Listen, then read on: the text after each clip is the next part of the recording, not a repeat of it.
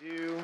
Hey, my name's Colin. I am the lead pastor here at Nona Church, and if this is your first time here, we want to say thanks so much for spending time with us this morning. We'd love to get to know you and get to meet you. I'll be standing here after our gathering. Would love an opportunity to get to hear a little bit more about your story. You know, there's a lot of cool things going on in the life of our church, and one of them is the series that we're in that we started last week titled Sex, Money, and Power. In fact, let's say those three words together. 1, 2, 3. Sex, money, and power. That's right. Three things we're all thinking about that many of us don't like to talk about. And so last week we kind of kicked off our series, and today we're going to be talking about sex, and I'm excited about this conversation. But this series might be a little bit different than other messages, maybe if you've been in church, that you've heard about sex, because this message series and really everything we're talking about over the next couple of weeks is really not designed to kind of force you to do anything different or to kind of shame you or guilt you into kind of thinking about your past or even kind of where you are in your present. But it really raises a question that I think is important for all of us to wrestle to the ground. And it's this: do I believe God's best for me is actually best for me?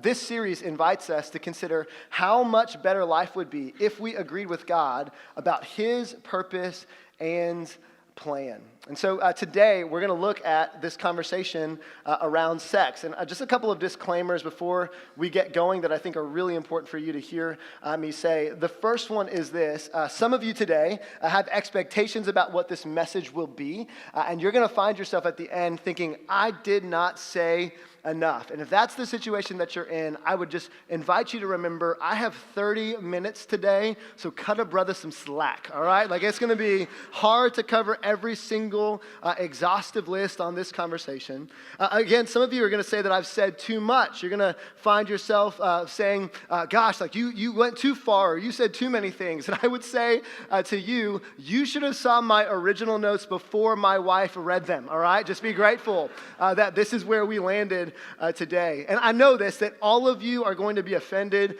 at some point. And so to those of you that will be offended, I have two thoughts. The first one is this: you knew, especially if you were at church last week, you knew that I was talking about sex today, and you chose to show up. So that is on you, all right? Be more responsible. And the second thing is this. Some of you at some point, this is church, right? Some of you at some point, you might be inspired to kind of send me an email or give me a thought or kind of want to let me know how, I should, have thought about this differently. And I would say Nona Church is a great environment for that. We are really, really passionate about feedback. And so we welcome your emails. Just send them to andrew@nonachurch.com. He'll be glad to meet with you and, answer all of your questions. Today we're going to talk about sex, baby. And what we want to talk about today is what sex has become, what sex was meant to be. And I want to leave all of us with a question for us to consider. I think that a helpful way to kind of think about sex is to realize that all of us have a story or a way in which we are framing our thought process about this conversation. Because all of us have been influenced and impacted by sex and sexuality.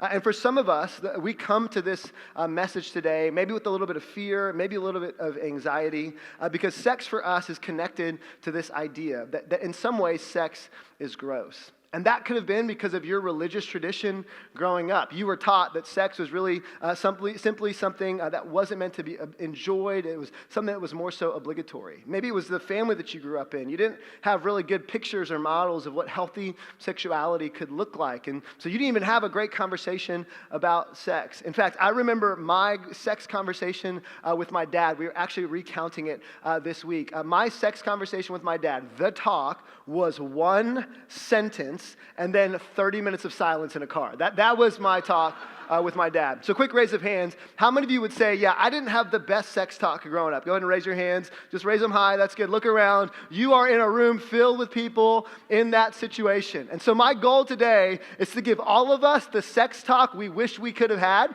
and hopefully give us some tools to help us along the way. But for some of us, sex is gross because of our family of origin, our religious upbringing, and unfortunately, because of what's been done to us. You know, it's an unfortunate reality that in a room this size, some of us have dealt with the violence of sexual abuse. In fact, 1 out of every 6 women in America have been victims of sexual assault at some point in their life. 1 out of every 33 men have experienced that as well. And unfortunately, in our reality, in our day, in our age, there are many of us that are dealing with significant pain because of sexual experiences in our past that we did not want and that we did not expect.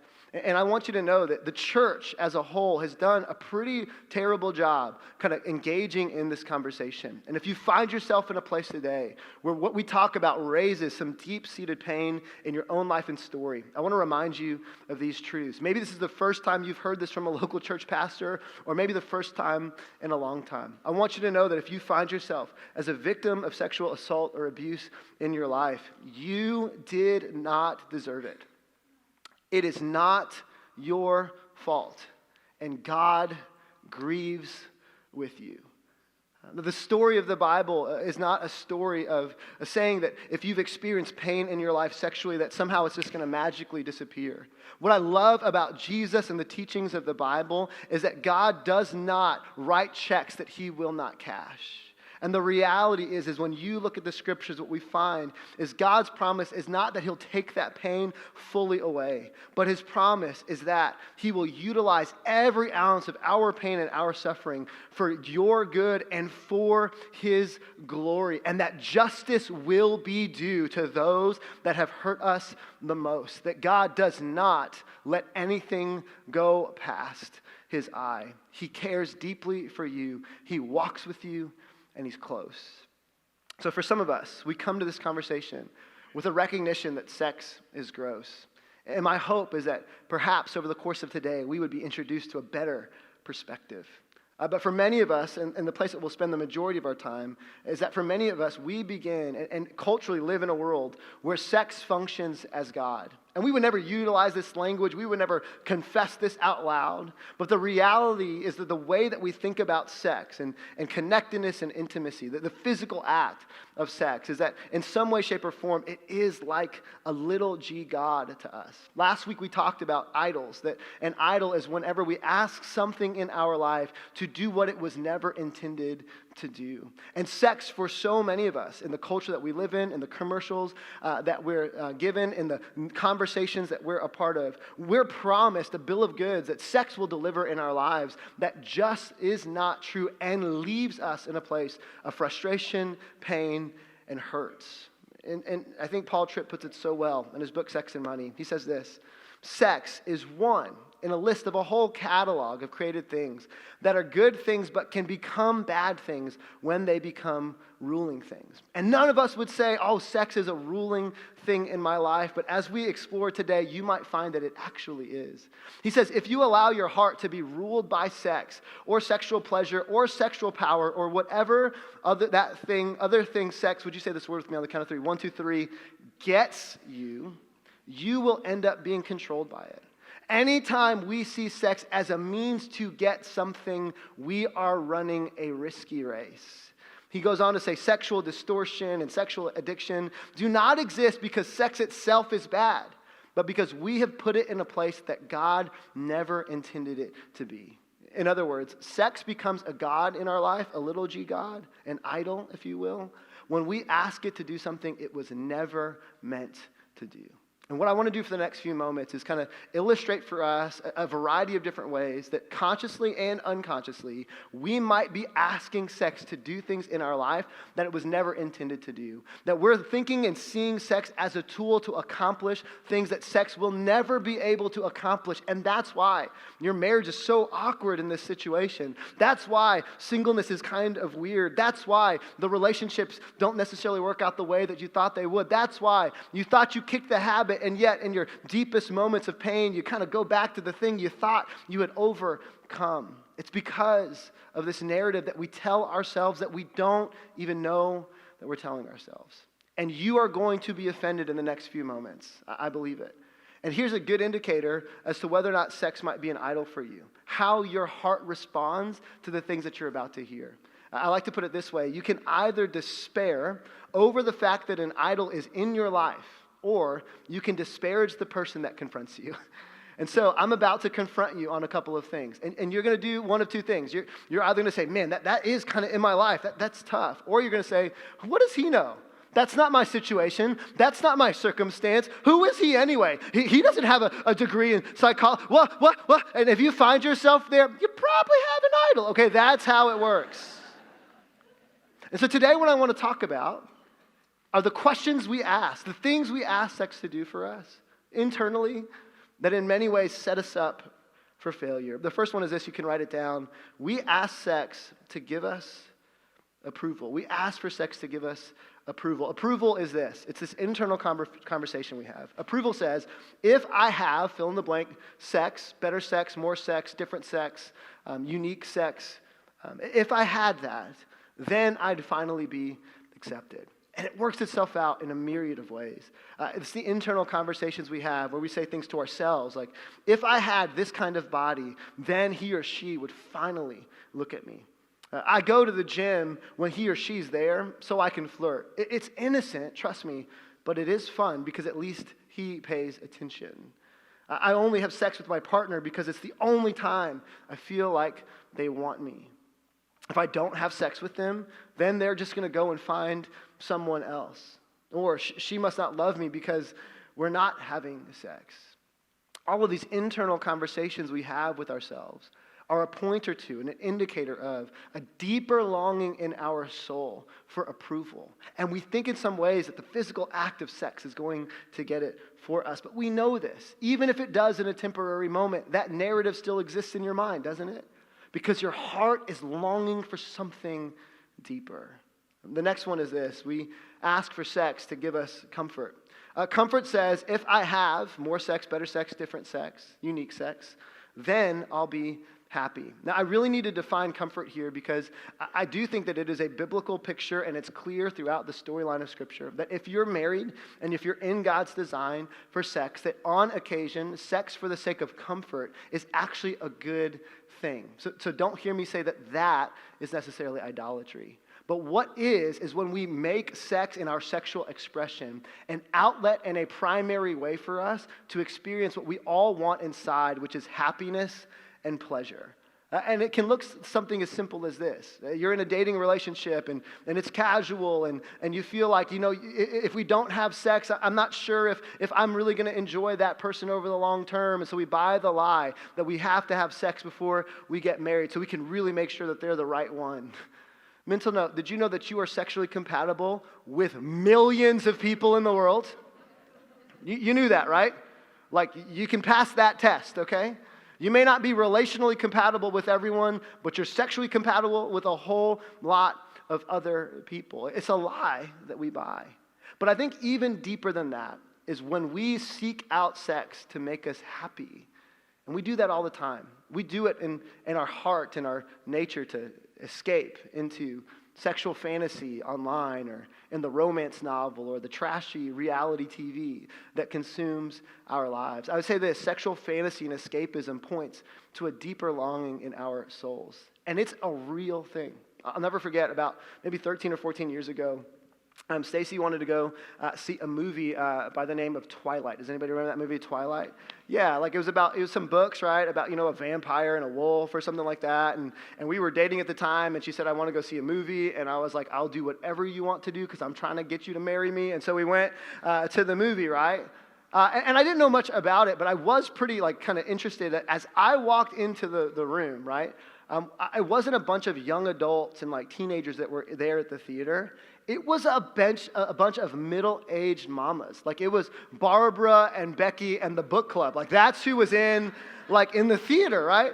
And as I'm sitting there watching the movie, right, there's a moment where the teenage werewolf, Jacob, I think is his name, takes off his shirt, right? And in that moment, you heard the loudest squeal from every 50-year-old woman all at one time. I have never felt so uncomfortable before in my life. And here was the reason why. In my mind, I was thinking, is that the future of what marriage looks like? A middle-aged women, trying to find their fix off of a teenage boy? And while we might think that's humorous, or we might find it, somewhat funny, it's actually kind of sad, isn't it? Like, it's really sad that we think in some ways it's okay to escape into some form of, online fantasy online or in a romance novel or in the television that we watch. And what's underneath all of that is actually a deeper longing in our souls. One writer who is kind of talking about this says this about a particular show. She says this: as we observe other people navigate through difficult and painful experiences, this show about dating, including uncomfortable social confrontations and other risky social activities, we can secretly live vicariously through them. In other words, fantasy enables us to be, look at this, as shallow as we want to be without suffering any repercussions. G.K. Chesterton put it so well. He says, every time a man knocks on the brothel door, he is really knocking for God. That deep down inside, what we have is not a sex problem. We've got an approval problem. We've got a comfort problem. Our hearts are longing for desire. And just so you know, that online problem isn't just a guy's problem. The fastest growing demographic of users of online sexual fantasy are women. Because we are finding and seeking and looking for some version of escapism. Because we just want to be happy. And here's what you know, is that it might be a moment that makes you happy, but it never solves the deepest longing for your soul, does it? The other thing that we ask for is we ask for sex to give us control. And control is kind of this internal narrative. Control says, if I have this kind of sex or this kind of sexual relationship, then I'll be able to manage the outcomes. It's internal conversations like, I feel like a man or a woman when people express interest in me, or I can control how people of the opposite sex relate to me by being flirtatious. If you let them think they have a chance, literally had a conversation with a middle-aged woman about this a couple of years ago. She said this to me: if you let men think they have a chance, then they'll treat you better when you're out at a restaurant or a store. The only way my significant other will ever help out around the house is if I connect it to our sex life. I need it as a bargaining chip, or I'll be a single parent. I heard that in a marital course that people were coming in and they're like, hey, we need some counseling. I was like, clearly you need some counseling, right? If that's the framework. But let's be honest, that is way more common than we would care to admit. This is when you don't make eye contact with your spouse if you're married. I know my significant other needs sex to feel like I want them, so some of us, out of resentment, say, I'll withhold it to hurt them. And here's the problem. So much of our understanding of sex is built on an internal belief that it will give us what we want. And look here, it might for a moment, but it will not in the long run. And unfortunately, there is no other place where sex has been elevated as a tool for control and approval and comfort than in the church and in the youth group, young adult era of the last 30 years. We would call it the purity culture movement, or true love waits, or silver ring thing. Or did anybody ever pick up this book or be given this book, I Kissed Dating But Goodbye? Anybody remember this? 1 million copies were sold. And the purity culture movement was this idea that was started in the church that was this. It was really a version of the prosperity gospel. The prosperity gospel says, if you do X with your money, then God will give you Y as a result financially. And we would say that that is not true at all, right? But we taught that to our teenagers and young adults in student ministries across our country over the last 30 years. We sold teenagers and young adults a bill of goods that just aren't true. And it went a little bit like this. If you stay pure, which is a terrible word, by the way, because none of us are, then God will give you the right spouse at just the right time, and then you'll have mind-blowing sex for the rest of your life. There are tons of problems with this. And you might be asking, what problems? Well, I'm glad you asked, because I'm here to tell you, all right? Here are some of them. The first one is this, is that the purity culture movement set a generation of people up for failure, elevating marriage as a blessing and singleness as a curse. And as a result, people married people they did not love and were not relationally compatible with because they were sexually driven and did not want to lose their purity. And then they ended up in marriages that they resented and in relationships they didn't want. Secondly, single people struggle to see their stage of life as a holy vocation and calling, and were relegated to ministry departments in churches that treated them as afterthoughts. And far too often, the mark of Christian maturity was your marital status and not your obedience and devotion to Jesus. People who experienced same-sex attraction lived and continue to live in shame and guilt. and there were little to no nuanced spaces for them to process their very real attractions alongside their very real love for Jesus. And horrific stories of conversion therapy battered their soul all the more. My gay friends tell me that it wasn't their family conversations that were the hardest. It wasn't their conversations out in the community that were the hardest, but their conversations in the local church that relegated them to an afterthought that were the most hurtful. And meanwhile, Christian marriages are ending in divorce at an alarming rate, with kids picking up the pieces of broken promises and broken homes. And as a result, today, as I've done my studies and research for my doctoral work, looking at the next generation of Christians, they are the least inclined to want to listen to the Christian narrative of sexuality and healthy experience of that because of the horrible experiences they've had in their homes from so-called Christians. That was problem number one, by the way. Problem number two is that pursuing sex in God's design is not primarily about a great marriage. It's about loving God. Psalm 23:3, it tells us this, that God renews my strength. He guides me along right paths, bringing honor to his name. For too long, we've told our kids and young people, the reason why you ought to save yourself for marriage is because if you do, you're going to have a great marriage. But the problem with that is that not everyone is called to marriage, and that is a lesser reason. The primary reason why we ought to honor God with our bodies is because God is glorified and is most worshiped when we do what he's called us to do. And that is enough on its own because he's good and he loves us. And lastly, the Bible does not teach a purity gospel. You can't find it in the Bible. It has a different story to tell about sexuality, one that is saturated with far more grace and far more kindness and far more nuance. And that story of the Bible is this, that the Bible's teaching on sex is less about rules and more about this word, stewardship. See, the Bible doesn't teach us that sex is gross. The Bible doesn't teach us that sex is God. The Bible teaches us that sex is, would you say that word? A gift. A gift. And so for the rest of our time, I want to look at a passage that Paul wrote that is one section of a far more involved text where he explains to us the beauty of sex, the gift that it is, and he gives us a way forward. Paul started a church in a city called Corinth. And Corinth was an interesting place. It was very wealthy, and it had a very, very promiscuous sexual ethic. And the reason why was because the temple of Aphrodite was found there. And so it was very common, because it was such a common place for trade, that sailors would dock their boats, run up 1,000 feet towards a place called the Ark of Corinth, where there would be a temple there with 1,000 prostitutes ready to exchange sexual experiences for resources and money. And Paul shows up to that city where everything is normalized and says, hey, Jesus invites you to love one person for your entire life, and that's what faithfulness looks like. Could you imagine trying to plant a church in that area?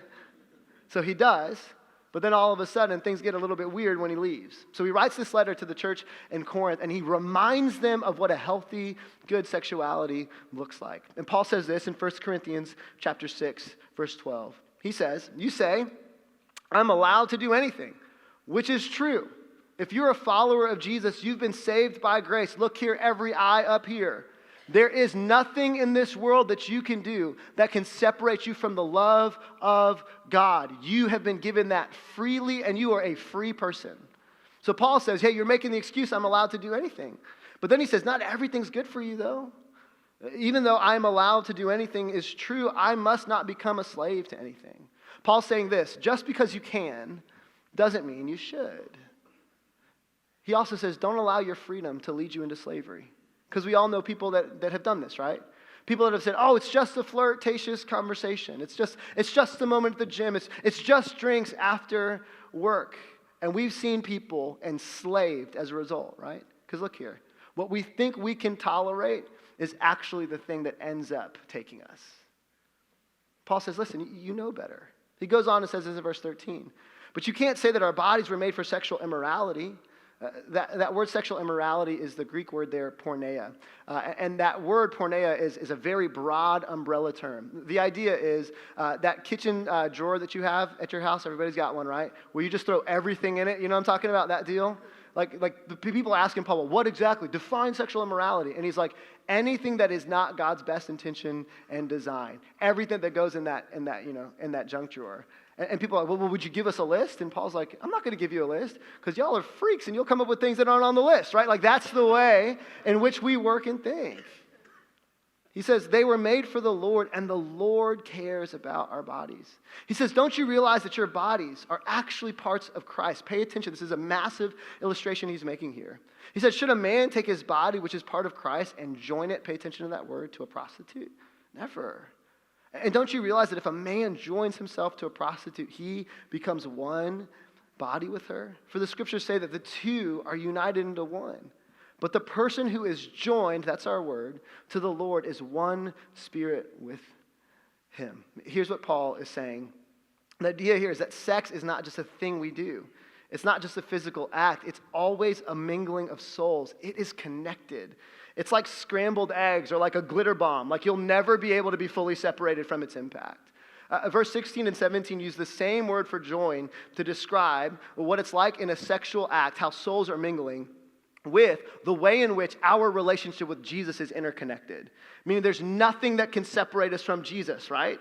And when we have a physical act outside of God's design, there is nothing that can separate us from that person or from that soul. And what Paul is saying is that every time you ask sex to be your little g God and fulfill a desire for you, you're doing it while God is with you. He's saying if you're a follower of Jesus, God is always with you. And whenever you're asking sex to deliver for you comfort, approval, and control, you're not doing that in isolation. You're doing it in the presence of God. I'm about to tell you a story about our marriage that you can never repeat. Can we agree with that? Okay. So early on in our marriage, Stacy and I had a disagreement about the level of care that I thought I should receive when I got sick. Anybody familiar with like the dad flu or the husband flu, you know? Like the husband flu, it's like, you know, like you've got a little bit of congestion, it's allergy season, right? And you're like laying down on your bed like, I can't move, right? Meanwhile, she's got like diphtheria, like running the house, you know, like that kind of dynamic. And so we were not in agreement about the standard of care that I thought that I should have. And so, you know, I wanted, you know, certain things. And she was like, you're a grown man. You can get up and get it yourself. Like, you know, and the things I was asking for, just to be honest, was more so a reflection of my issues, not hers. But early on in our marriage, I got so frustrated one night while she was at the house. I picked up the phone and I called my mother and I asked her to come over to my house.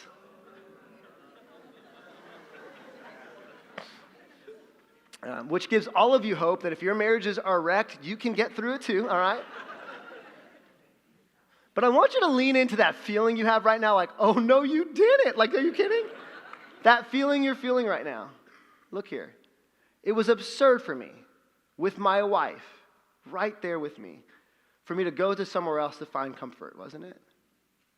But how absurd is it for us, with God right there, the good giver of all the approval we could need, all the comfort we could desire, all the control that we're longing for. God holds all of that. For us to say, I know you're here, but I'm going to trust that little g God to do for me what I don't think you can. Paul continues and he says, well, run from sexual sin. And I love that he says run, right?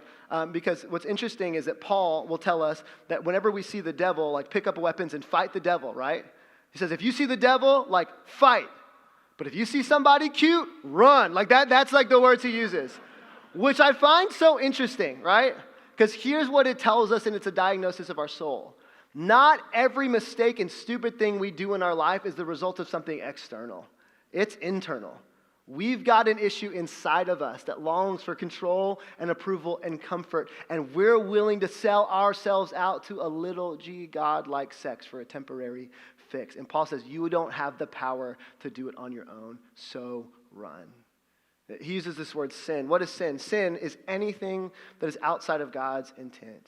God's intent for sexual expression was in an exclusive marriage where people have made promises to love each other for a lifetime. And anything outside of that is not God's best intent. He goes on to say, run from sexual sin. No other sin so clearly affects the body as sexual sin does. For sexual immorality is a sin, I love this, against your own body. Here's what he's saying. Sex is not just a physical act. It is experienced at a deeper level. We lie to ourselves when we think, oh, it's just sex, or oh, it's just entertainment, or oh, it's just something I'm watching on TV. No, there is something deeper happening in your soul every time. Andy Stanley, when discussing the soul-impacting reality of sex, poses these questions to ground us in the reality that this is more than physical. He says this, why is it that when a child is sexually abused, it is so difficult for that child to shake that off? And why would we never say to a child or to an adult that's experienced sexual abuse, just get over it?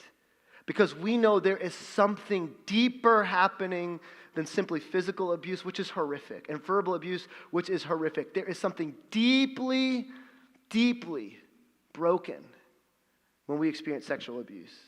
And why is it that rape is so much more devastating than physical or verbal abuse? That if you're in an abusive relationship where it's verbal, you can walk away from it. And through counseling, you can get to a degree of health. Or if you experience physical abuse, you can walk away from it. But why is it that when you've experienced the trauma of rape, you carry that for a lifetime? It's because there's something that happens at the soul level. And why is it that men with the deepest sexual issues usually have uninvolved or missing fathers? There's a predictable pattern there, isn't it? And why is it that when I sit down and have counseling meetings with people, their deepest regrets are not usually monetary. Their deepest regrets are usually not something that had to do with a word that they said or a thing that they did, but it often has to do with something that they did sexually or something that was done to them. And the reason why is because we lie to ourselves if we believe that sex is anything other than a spiritual act that impacts us at the soul level. Paul continues and says, don't you realize that your body's the temple of the Holy Spirit who lives in you and is given to you by God? And I grew up in a church that used to tell me, your body's the temple, so don't do nothing bad. But that's not the point of the text. Your body's a temple. That's good news. It means every nook, cranny, and crevice, every broken part of your life, God moves in and says, I'm not upset with any of that. I'm glad to be here. That there's no aspect of your life that God is not willing to engage in. He loves every aspect of you, every part of your story, even the parts that are hardest to even acknowledge yourself. He goes on to say, you did not belong to yourself, meaning your body, it's not yours. It's a gift given to you by God. Your sexuality, it's not yours. It's a gift given to you by God. For God bought you with a high price. What was that price? The death of his beloved son. As a result of that, that's why you honor God with your body. In other words, how you steward your sexuality matters to God. Look here. Because you matter to God. And God loves you. And God's for you. And God knows that every single time we run to the well of sex to give us comfort, approval, or power, we're drinking poison that actually hurts ourselves and the people around us. But when we run to him to find our comfort, approval, and control, when we run to him to be our place of hope and rest, then we can see sex as it is, a good gift given to us by God. So today I want to leave you with this question. This question as we struggle along in what is a messy experience for many of us. Am I using sex as a substitute to gain comfort, approval, or control? Maybe your issue isn't that you just have a sex issue. Maybe your issue is that you're longing for comfort and you're asking sex to do something it never could. Maybe you don't have a sex problem. Maybe you're longing for approval and you're asking sex to do something it was never intended to do. Maybe you've got a control issue. Let's be honest, most of us do. And maybe you're asking sex to do something it was never meant to do. Another way of putting this would be this: am I stewarding my sexual expression as a physical right or a gift from God? You know, I know that this message hits us in different ways. For some of us, we find ourselves incredibly grateful, right? Because we had great parents and great teachers and great mentors that weren't afraid to talk to us about sex, and as a result of that, we've been able to navigate this story and journey without a ton of regret in our life. For others of us, we're just really grateful that God rescued us out of a season and restored a marriage we didn't think could be restored, or put us right in a place we never thought that we could experience freedom or wholeness, and we approach it with gratitude. But I'd say for many of us, probably most of us, there's a degree of shame that creeps in when you hear a message like this. A degree of guilt or regret about a thing that you wished was different. A different story wish you could be able to tell. And you wonder in your mind, how in the world do I move forward? If they knew everything about me, they wouldn't love me anymore. If they really knew, then I wouldn't be accepted. And I remember believing that myself. Because as a middle school boy, I sat in a youth group setting, a church setting, where a youth pastor had a rose. And he took the rose, and he said, as he was talking about sex and purity, he passed the rose around the room, and he said, I want everybody to touch the rose. And as the rose went around the room, people touched it, and he said, I want you to just touch the rose, just mess with the rose. And as the rose was passed from place to place, person to person, what was a beautiful rose at the beginning looked like a damaged and broken mess at the end. And at the end of his talk, he picked up the rose and he looked at us, trying to utilize fear as a way to get us to be obedient. And he asked this question: if you want a great love life, if you want a great marriage, then you've got to keep your rose intact. Don't share your rose with other people. And then he ended his message with this gut-level punchline. He said, because if you don't, who would want this rose? And then the night went on. And maybe that's the way you feel tonight. Maybe that's the way you feel this morning. Who would want this rose? Who would want the broken parts of me? Who would want the parts of me that I don't want anybody else to know? Well, I'm here to tell you that Jesus wants the rose. That Jesus wants every aspect of your life. That Jesus wants your guilt and your shame and your regret. That there's no regret so significant that Jesus won't restore. There's no valley so deep that Jesus won't bring you out of. There is no story so painful that Jesus will not redeem. He doesn't say, come to me right, come to me perfect. He just says, come to me as you are. Because no matter where you've been, no matter what you've done, no matter what's been done to you, Jesus says, there's a place for you with me. So be encouraged. Your story is not over. The best is yet to come. And today is a new day. Would you stand with me as we pray?